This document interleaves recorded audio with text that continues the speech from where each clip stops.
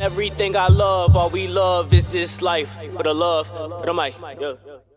And you are locked into the mic with your host DJ J-So. And now I'm gonna introduce y'all to my guy Limm. It's your world, baby. What's up? Hey, what's going on? DJ J-So. It's Limmy. Lim. I'm the hottest up and coming artist out of Philly.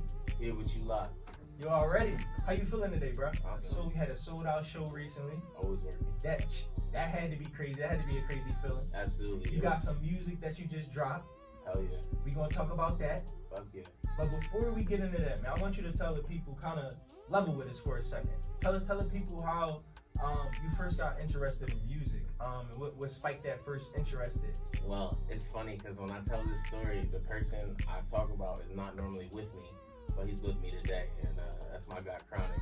Shout out to him. But I've always been singing my whole life, doing choir and like ensembles and a cappella groups. But when I met Chronic and he was making music, he tried to put me on, and it wasn't something I was very keen to doing right away. But one day he came over and he just brought all his shit to my crib and was like, "Yo, we're doing this." And I was like, it wasn't until college that I actually made my first song where I sat down and really wrote and sang on a track, which is more my strong suit. Okay, digress. Hold on. So you went to school. What'd you go to school for? I went to St. Joe's University. I just graduated with communications major with minors in entertainment marketing, music industry, and English.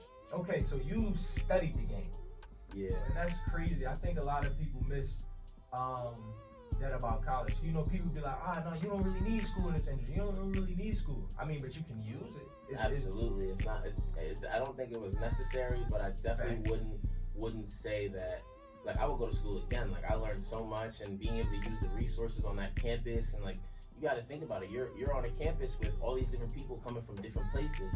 You build your name up. They gonna take you wherever they go. They go back to Connecticut, New Jersey, Boston. They might even hit farther. I had people when I went to school. They was from college. Yeah, all that shit. What I'm saying? Miami, it's a great resource. You get a mix of everybody. You know what I mean? So would you say? Look out. So would you say that is the most valuable thing you got from school, or I should ask you, what is the most valuable thing you think people get from the college experience? Well, for the longest time, for me personally, because I went and studied communications and everything, I studied everything I needed to be able to learn how to do on my own, especially because I couldn't afford it right away. Facts. So I learned how to make covers, I learned how to edit videos, I learned how to do interviews, I learned how to mix and master stuff to a basic extent, and I learned more on my own. But the things that I needed in school while doing all that, I was doing all my school projects about me, bro. That shit is crazy. Come up with a business card, come up with a brand, and I kept that brand going to this day. It's still my theme colors. I made that shit in college, and I'm still running with it, still evolving with it, and it's just shit like that that's really crazy. You feel me? For sure. So now that we got the kickstart off the road, you know what I mean? We rolling down, right? Yes, sir. So when did you start, I would say, taking it really serious, where you was all right, I didn't study the game, I didn't learn how to make covers, I didn't learn how to promote myself, I didn't learn how to actually make sounds that match what I'm doing. All right, what was it that made you say, all right, I'm gonna actually turn this into a business? It was just my love for it, and how well it all turned out. Opportunity after opportunity kept presenting itself, and I kept showing out without a question. Shout out to St. Joe's University for having opportunities for being able to open up for bigger artists. Because I had my first show. I went and found my own show randomly, sold 30-40 tickets to get people to come out and perform, and that went well. But then I met someone who was a performance coach, and I really started learning how to perform on stage and working on my vocals and everything like that. And then I got an opportunity to perform in front of Mac Miller, and I saw that these artists are making money off of it, but there's so much more I could be doing, and this could be a good start, or a good foundation for all the other opportunities and things that I want to invest myself in and take on. Crazy. That last joint, I know you can do better. They start seeing this potential in you that sometimes is there, but you doubt it. Yeah. I don't know if I'm hot. You're nervous. You're not. You think of other people's opinions and everything. All that shit matters. Your image. you don't want to do something and fail and be like, damn, like I don't want people to know me, like you know, like How he felt. oh, That's you the know, boy that like, tried to you rap, know, or he but tried to do this, or he tried to be an artist, he tried to be an engineer. you really just don't gotta care, and literally I believe that anyone can do anything they want. They just have to put their mind and effort into that grind to get where they want to be. There's no That's fact. We want to talk about that. We definitely gonna talk about House of Independence. But tell us, what was the first track you dropped that you felt like got a lot of attention? And secondly, that people should probably lock into, like just to get a little taste of that earlier Limm wave. I was gonna say 2 a.m., but that's way too old, so I'm gonna say All Day. It's never too old, because it might be old to you. It's new to us. Definitely. It's new to us. The song that I'm most confident in, that I think a lot of people like that did really well in college too, that everyone started fucking with heavy, was All Day. Okay. And that's on my EP, my first EP, Lessons You Should Learn. My second EP, Lessons You Should Learn. I like that title though. Yeah, LYSL. That's lit. That's lit. So then tell us, what was next? After you obviously All Day went crazy, you got some good advice, but you were so crazy that you don't even want to drop the visual on this yet. Yeah, definitely. So what was the next step after that? From a artist, building up standpoint, from the people that's tuning in, give them a little bit of game. The next what they could do once they get that first song that's lit and that's catching them some wave. What should they next step be? Well, definitely push it. Like, I'm at a point now where I got a few songs that are doing very well now, but I always make sure to perform like at least like some of my songs in my top 10 that are old and the people haven't heard of performances, because one, the people coming out do want to hear those songs, and two, like it's a great way to promote those songs that are already out and to keep promoting them and while you're dropping new songs. Right. So you think you said the best thing should be like performances, get out there, get in front of people. And promoting your music. So so would you say in college I hated that shit because I felt so annoying, bro. Blasting people, telling people to listen to this, check this out. I'm in the dorm talking to people, dropping stickers, printing out stuff with new singles coming out, sliding. So you're not even talking about the socials yet. You talking about literally groundwork, bro. At the end of the day, I just realized that I needed to be confident in myself and do what I needed to do, and just build the when you're not looking for it and you're just doing your thing, more people are gonna pay attention because you're just not worried about that. You're focused on you and you're doing so well that people see that. And obviously as college went on, people noticed that I was getting better and doing more things, and now I'm opening up for artists that they love. So now I'm the nigga they want to come see for the tickets and all this. That's a lot of people, what they do when you talk about blasting, I think they think, oh, I'm gonna just blast everybody I got, all my followers.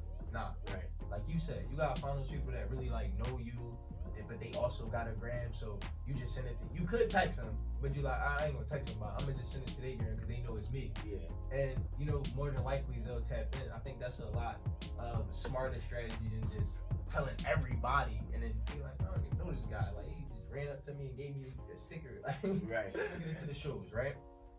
Tell us, what was the first big show? And how did you go about running your campaign for getting people to come out for that?